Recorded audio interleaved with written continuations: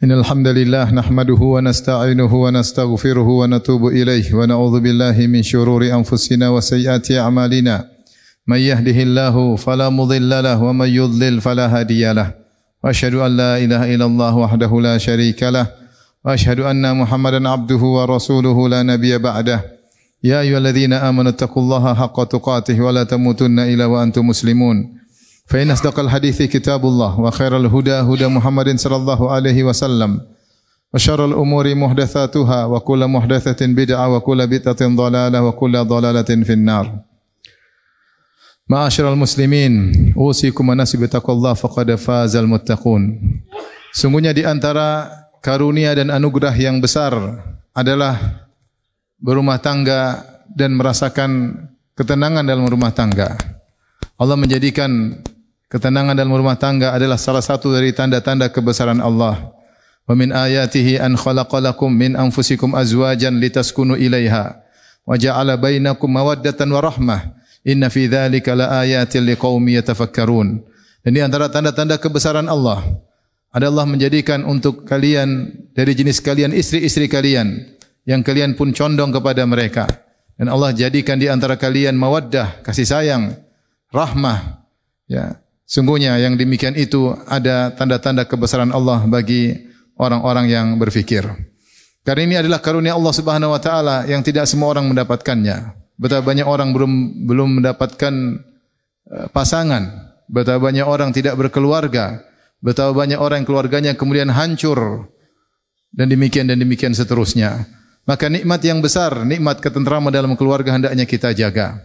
Oleh karenanya beberapa nasihat ingin saya sampaikan kepada kita para lelaki untuk menjaga kebahagiaan yang telah Allah berikan kepada kita, kenikmatan yang Allah berikan kepada kita dan masih banyak orang tidak mendapatkannya. Allah berfirman mengingatkan kita semua, wa ashiruhunna bil ma'ruf. Pergaulilah istri-istri kalian dengan cara yang baik.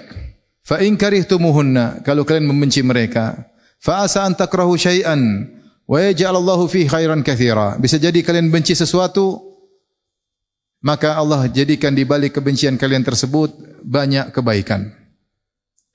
Ayat ini mengingatkan kepada kita bahwasanya wanita tidak sempurna. Pasti ada hal yang tidak kita sukai. Dan Rasulullah SAW telah mengatakan, istausu bin nisa'i khaira. Hendaknya kalian berbuat baik kepada wanita. Fa innal mar'ata khuliqat min dhila, karena wanita diciptakan dari tulang rusuk. Wa inna a'waja syai' fi dhila a'lahu, dan yang paling bengkok dari tulang rusuk adalah bagian atasnya. Fa in dhahabta tuqimuhu kasartahu, kalau kau ingin luruskan tulang rusuk tersebut kau pasti akan mematahkannya. Fastausu bin nisa'i khaira, maka berbuat baiklah kepada para wanita. Di sini Nabi ingatkan bahwasanya wanita tercipta dari tulang rusuk. Secara tabiatnya ada kebengkokan dalam dirinya. Bahkan Nabi berkata, fa inna a'waja syai' fi dhila a'lahu, yang paling bengkok dari tulang rusuk adalah bagian atasnya. Sebagian ulama mengatakan lisannya. Kita dapati pada lisan wanita ada kebengkokan-kebengkokan, ucapan-ucapan yang tidak benar, yang tidak lurus, yang menyakitkan hati dan yang lainnya. Maka ketahuilah itu kodrat wanita. Maka seorang lelaki jangan fokus pada kesalahan-kesalahan wanita. Itu kodratnya. Kita berusaha perbaiki dengan cara yang lembut. Jangan dipaksa, nanti akan patah. Karena tidak mungkin dia akan lurus. Oleh karenanya Rasulullah SAW mengatakan, la yafraq mu'minun mu'minah in kariha minha khuluqan radhiya minhal akhar. Janganlah seorang suami yang mukmin membenci istrinya yang mukminah. Jika ada perang yang dia tidak sukai, maka dia akan ridha dengan perangai yang lain. Istri kita pasti punya kekurangan, tapi jangan kita fokus pada kekurangannya. Ingatlah kebaikan-kebaikannya. Dialah istri kita, dia yang telah menemani kita dalam kehidupan susah, dia yang mau menerima ketika kita masih tidak punya apa-apa. Dialah yang mengandung anak-anak kita, dia yang merawat anak-anak kita, dia yang membuat kita bisa menyalurkan hasrat dengan cara yang halal. Dia yang merawat kita ketika kita sedang sakit. Dia yang rela meninggal kehidupan nyamannya bersama orang tuanya untuk tinggal bersama kita, dan masih banyak kebaikan-kebaikannya yang perlu kita renungkan sehingga kita bisa melupakan kekurangan-kekurangannya. Perkara berikut yang harus kita ingat, wahai para lelaki, bahwasanya dalam berumah tangga hendaknya kita tidak terlalu detail dalam segala perkara.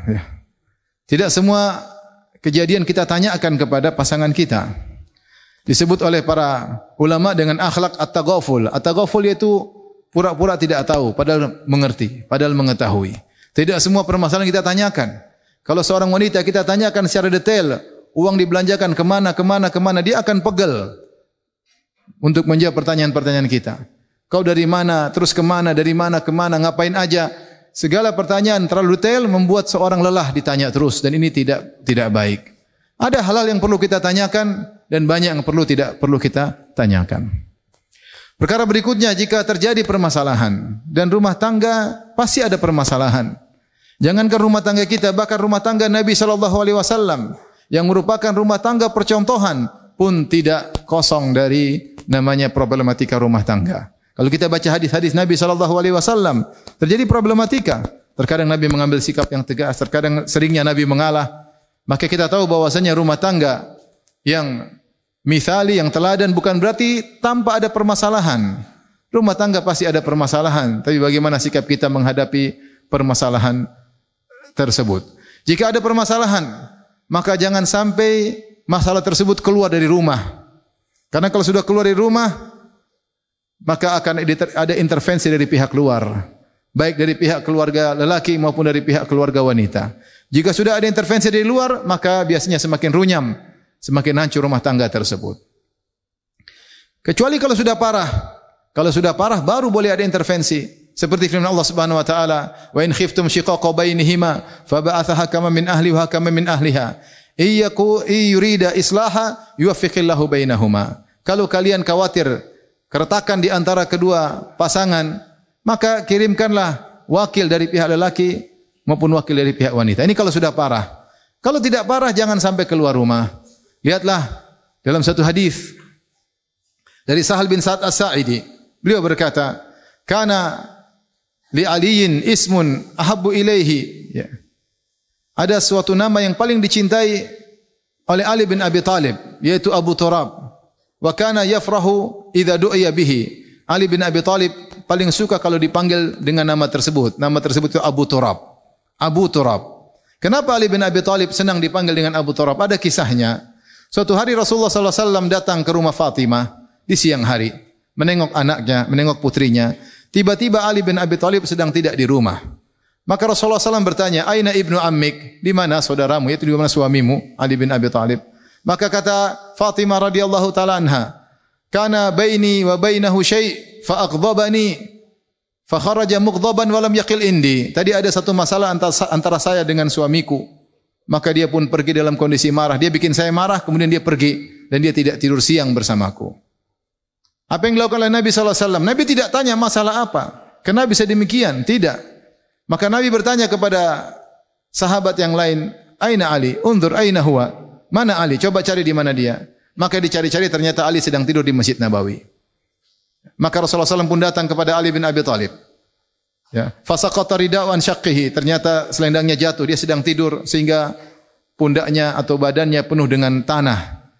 Famasaha at-turab an jasadihi bi yaminihi. Maka Rasulullah pun mengusap tanah dari jasadnya Ali bin Abi Thalib sambil berkata, "Kum Abu Turab, kum Abu Turab." Wahai Abu Turab, itu wahai orang yang ada tanah di badannya, bangunlah. Wahai ada orang yang ada tanah di badannya, bangunlah. Maka Ali pun bangun dan selesai permasalahan. Lihatlah, Ali tidak membela putrinya Fatimah. Rasulullah SAW tidak membela putrinya Fatimah. Dan Rasulullah SAW juga tidak bertanya kepada Ali, ada permasalahan apa. Rasulullah SAW tidak intervensi sama sekali. Ternyata dibiarkan saja, akhirnya masalah pun selesai.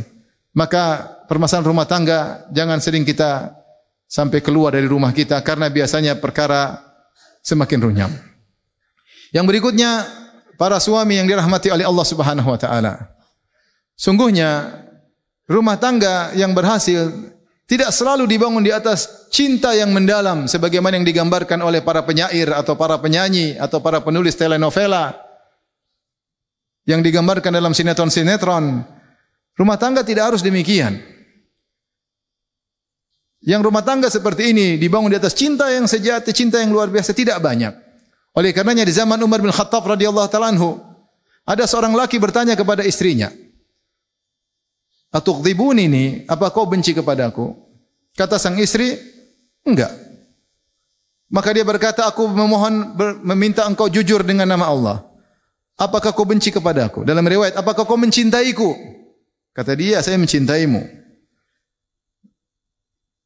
Hendaknya aku minta engkau untuk jujur dengan nama Allah. Apakah kau mencintaiku? Akhirnya sang wanita berkata, aku tidak mencintaimu. Aku tidak mencintai. Maka lelaki ini pun dengan sedihnya datang kepada Umar bin Khattab radhiyallahu taala anhu melaporkan bahwasanya istrinya tidak mencintainya. Mungkin dia ingin menceraikan istrinya. Maka Umar mengatakan, ya, menasihati lelaki tersebut. Umar berkata, fa inna aqallal buyut alladhi yubna 'alal hub. Fa inna an-nasa yata'asharuna bil Islam wal ihsan. Wahai ketahuilah sang lelaki, hanya sedikit rumah tangga yang dibangun di atas cinta yang seperti kau bayangkan. Kebanyakan manusia berumah tangga bukan karena cinta saja, tapi karena Islam, karena berbuat baik, karena ngurus anak-anak, karena ingin menjalankan kehidupan rumah tangga, karena ingin berbuat baik kepada sang wanita, ingin berbuat baik kepada kerabat. Tidak harus karena cinta sejati sebagaimana digambarkan oleh ya para penyair-penyair atau para penyanyi-penyanyi lagu. Oleh karenanya bisa jadi seorang mendapati istrinya tidak begitu mencintainya, hendaknya dia bersabar. Hendaknya dia bersabar. Yang penting rumah tangga berjalan, alhamdulillah. Dia bisa mengayomi anak-anaknya, dia bisa mengayomi keluarganya, dia bisa berbuat baik kepada kerabat istrinya, kerabat dirinya sendiri. Sehingga rumah tangga tetap berjalan. Karena tidak semua rumah tangga harus berjalan di atas cinta sebagaimana yang digambarkan. Aqulu qawli hadza astaghfirullah li wa lakum wa lisal muslimin kulli dhanbin khati'ah fastaghfiruhu innahu huwal ghafurur rahim.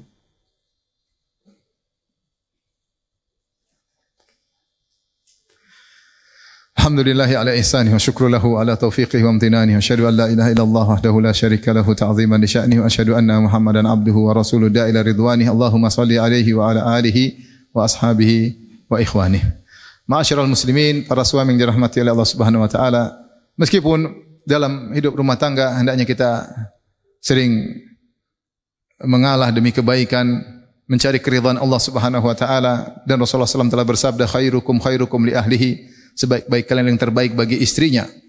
Semakin kita terbaik bagi istri, maka semakin kita mulia di sisi Allah Subhanahu wa taala. Meskipun demikian, seorang harus memiliki qawamah, yaitu pemimpin, memiliki sifat kepemimpinan di rumah tangga.